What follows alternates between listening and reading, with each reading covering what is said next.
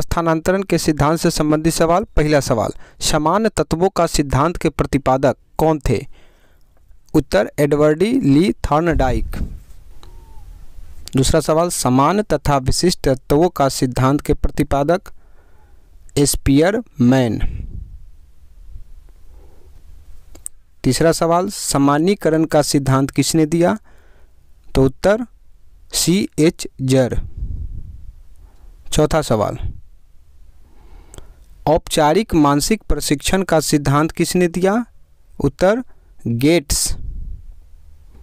पांचवा सवाल, मूल अभिज्ञान का सिद्धांत किसने दिया? उत्तर रीगर और बागले। छठा सवाल, मानसिक शक्ति का सिद्धांत किसने दिया? उत्तर फैकल्टी साइकोलॉजिस्ट। सातवां सवाल, समानता का अधिगम अंतरण सिद्धांत किसने दिया? उत्तर कोहलर।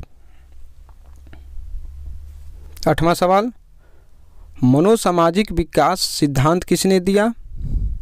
सही उत्तर इरिक एरिक्सन। नौवां सवाल, नैतिक विकास का सिद्धांत किसने दिया? सही सवाल जवाब लॉरेंस कोहलबर्ग।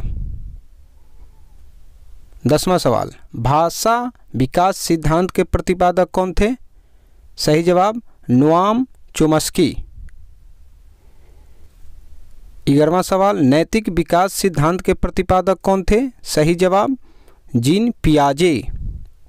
12वां सवाल,